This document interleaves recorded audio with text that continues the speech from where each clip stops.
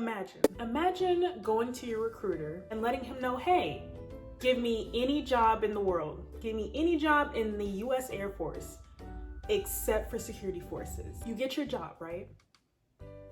Only to get to your first base just to be voluntold to volunteer to be a security forces augmentee. I hate my life.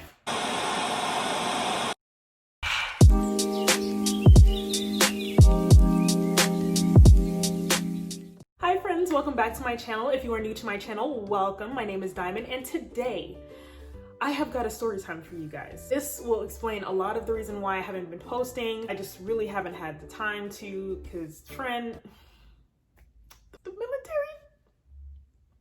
they really been testing me lately. So as soon as I got to my first base, during the introduction period of being a new airman, I went through this course called FTAC, which I think stands for First Term Airman's Course class.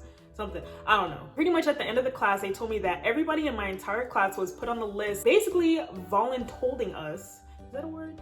Basically telling us that we had just been voluntold to be volunteers for security forces. So in other words, if there's ever a shortage of like security forces members, for whatever reason, we are the ones that are gonna go ahead and fill in for them.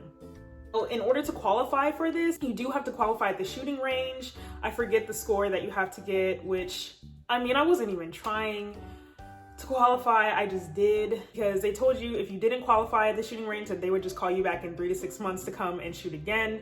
And that took all day, like literally 8 hours of just shooting. I think was it an M4 or an M16 or something, whatever security forces, those big, you know, weapons, rifles, whatever that they carry around at the gate. He had to shoot those for literally 8 hours, and I did not want to do that again. So I was like, please, let me just go ahead and pass and qualify on the first try. I served as an augmentee for 2 separate weeks. It was for the first exercise, and then recently, this past week, I did it again. So when you first become an augmentee, they basically send you to mobility, which is who has all of the like deployment gear. They basically told me that I had to go there and get all of my augmentee gear, which all that stuff has got to weigh at least like 100 pounds. Like I could barely carry all that stuff in the bag that they give you. A couple months ago, for the first exercise that I participated in, they assigned me and 2 other people with an actual security forces like team lead, I guess. Like she was like our lead or whatever that was supposed to be responsible for us and take us around.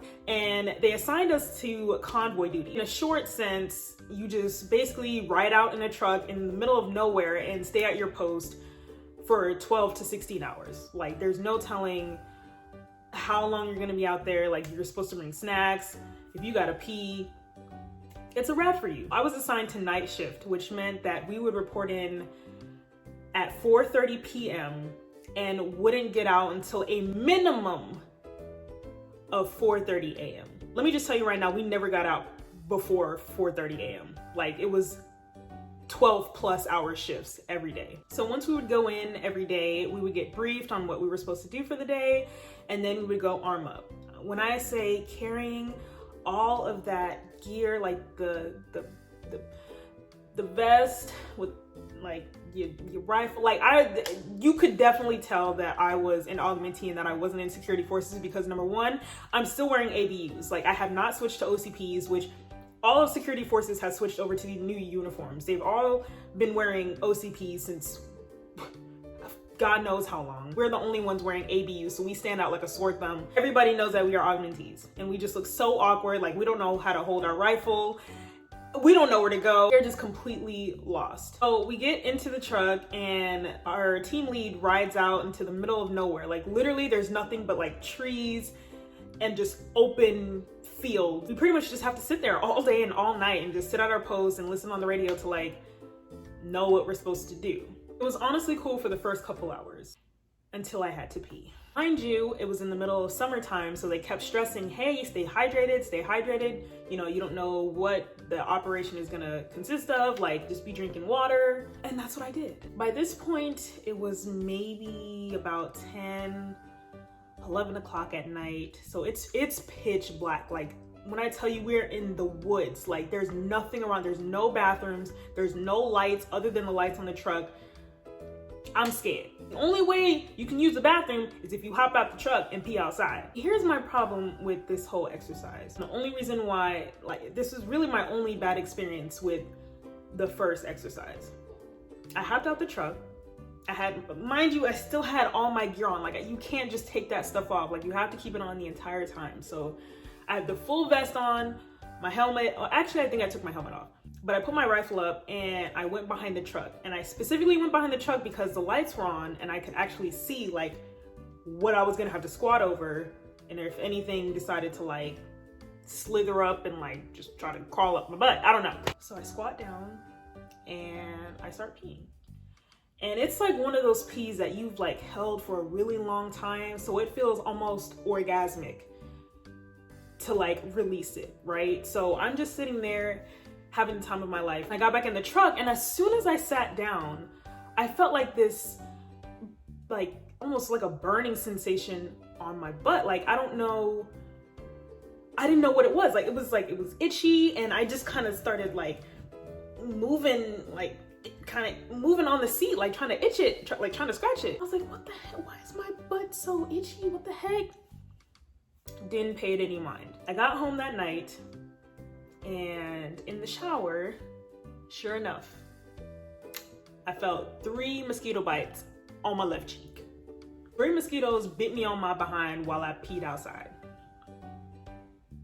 At that moment, I was just like, what did I sign up for? Oh wait, I didn't sign up for this. Honestly, because of the people I was with and the team lead that I had, this exercise was cake. It was no problem. The only thing that kind of sucked is the fact that every night that we would be like at our post, again, in the middle of the night, in the middle of darkness, with nothing around, our team lead just decides to tell us about all the security forces horror stories that they experienced while on the job, like seeing ghosts and hearing strange noises with nobody being there. And she would tell these stories at like 2 a.m., 3 a.m., like in the morning, while we have nothing but a truck and a radio and a couple people who kind of know how to shoot, you know, a gun. But like, we weren't freaked out or nothing.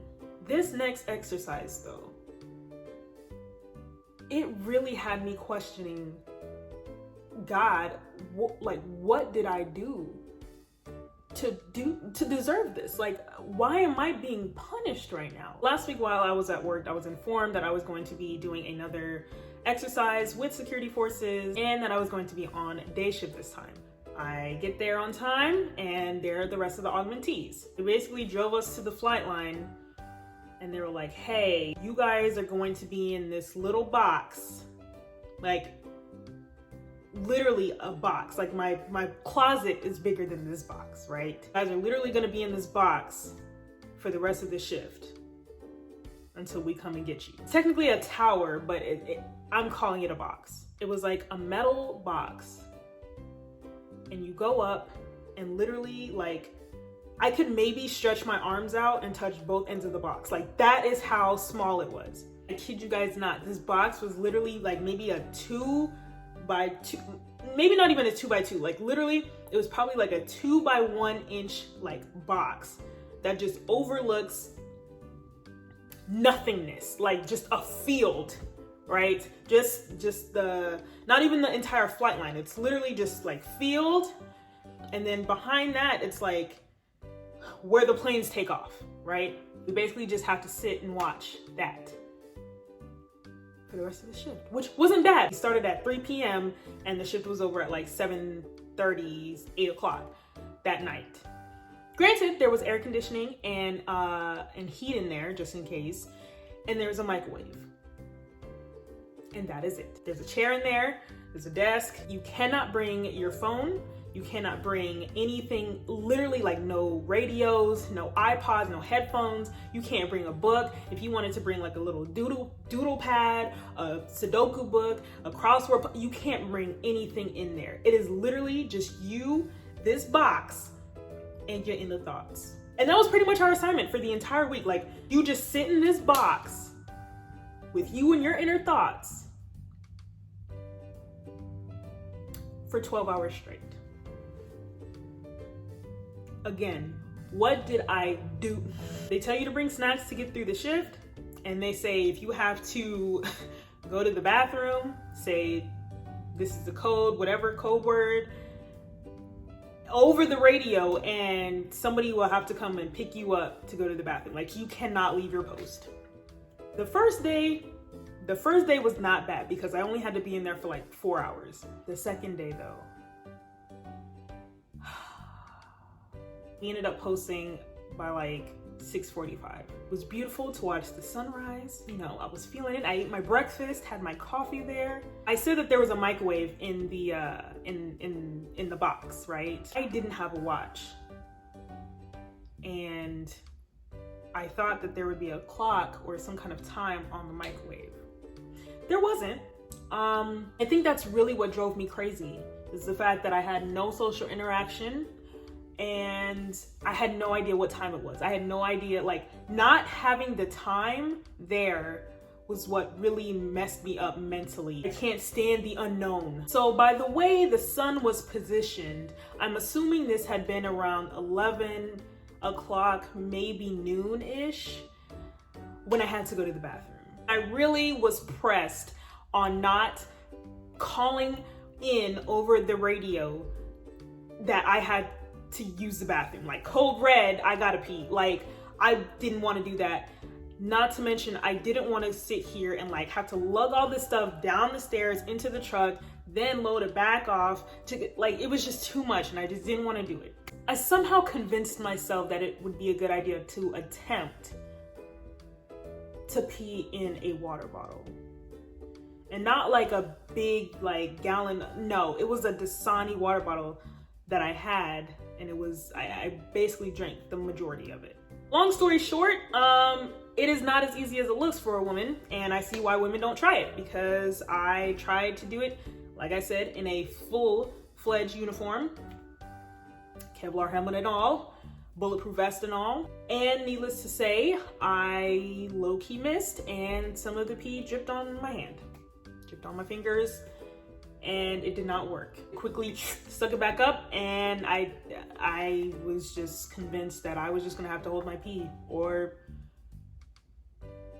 find some other, I don't know. I didn't know what I was gonna do, and I was hoping and praying that somebody would like drive by in one of the trucks and be like, and then like check on me, and I would be like, nah bro, like I gotta pee.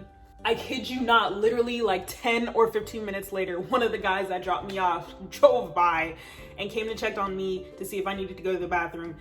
And I told him, I was like, oh my God, thank you so much. Yes, I do. He took me to the bathroom and then brought me back, and I was good for the rest of the day. Like, it was fine. There was a point though where I did have to poop, okay? But I was not about to poop in those bathrooms on the flight line because those are disgusting, and I feel like those haven't been cleaned since they were built. I was like, I cannot hold my pee, but I will hold my poop today. I am not pooping. The one bright side of this, I will say, is the fact that I was on day shift, so basically just watching all the jets take off all day long. It was pretty much like I was at an air show all day by myself for 12 hours. So it was kind of cool to see them do their little tricks and stuff. But honestly, if I didn't have that, or if I was on like night shift, I don't know if I would have survived. And you may be wondering how I was able to pass the time. Honestly, for the first couple hours, I was good. I was just like staring out the window, just watching the sunrise. It was gorgeous. It was beautiful. You know, I had a lot of time to think. I was thinking a lot in that box. And then once I got bored, I kind of started to think of my favorite songs that I like to sing. So I basically had a whole concert in the box with just me and my inner thoughts. I was performing for my inner thoughts pretty much because nobody else was around. Like I spent so much time like deep thinking about life. On the last day of the exercise,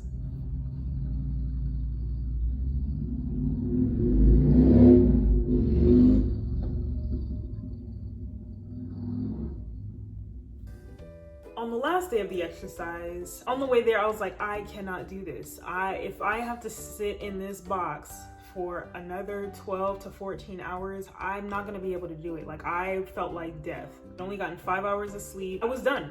I was over it, and I was praying on the way to work that this would be over or that this would be a short day. I got all the way there just for one of the NCOs to tell me, hey, the exercise finished earlier this morning, so all the augmentees can go home and report back to work. I was so relieved. I was so relieved that I did not have to go to work that day. And that I did not have to sit in that sweaty, sticky box for another 14 hours, dude. Needless to say, I have never appreciated my job so much than I do now. I have so much respect for security forces. For anyone who is in that career field, not by choice, and even more for people who choose that as a career field. If you guys enjoyed this video, definitely give it a thumbs up and go ahead and subscribe for more videos like these. If you already don't follow me on social media, I have them linked down in the description box below, so definitely go ahead and follow me on those. Thank you guys so much for watching, and I will see y'all in the next one.